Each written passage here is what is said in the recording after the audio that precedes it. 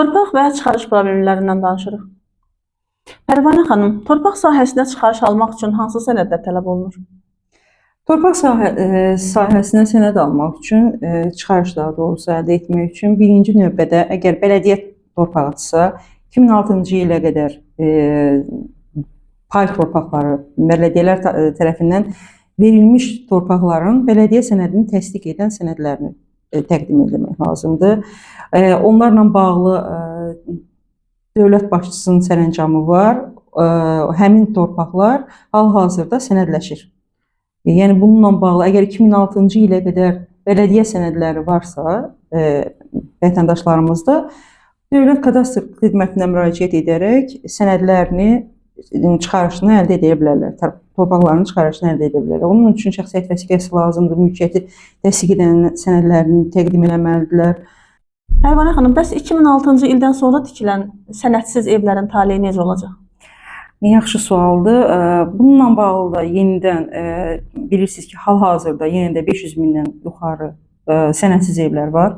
Onunla bağlı da yenidən gözləyirik ki, prezidentin fərmanı olar bu evlərlə bağlı, yenə də onların sənədləşməsi həyata keçirilir.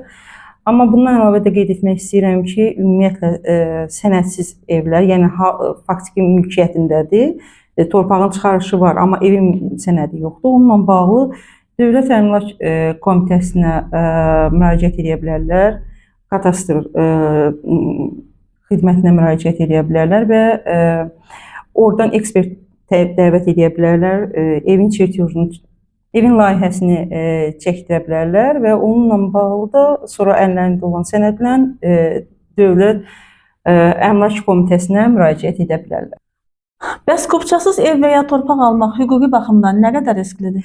Hüquqi baxımdan çox risklidir. Çünki hər bir dövlətin həm torpağın çıxarışı olmalıdır, həm evin çıxarışı olmalıdır. Buna ikili sənəd deyilir. Birinci torpağın sənədi olunmalıdır, həmin torpağın üzərində də ev inşa olunmalıdır. Onun da sənədi ayrıca olunmalıdır.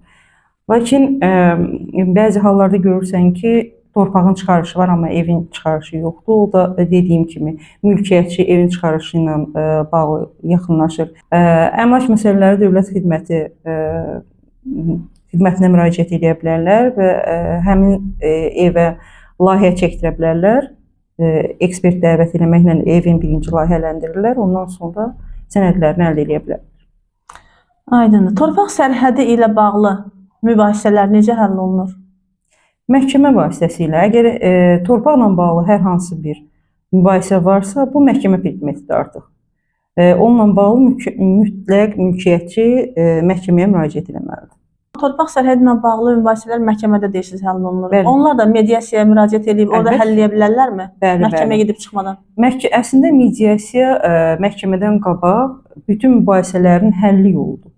Mübahisə ilə bağlı, bütün məsələlərlə bağlı mediasiyaya müraciət etmək olar. Mediasiyaya müraciət eləsələr, barışıq sazişi əldə olunsa, məhkəməyə getməyə ehtiyac yoxdur. Aydın, çox sağ olun, təşəkkür edirəm.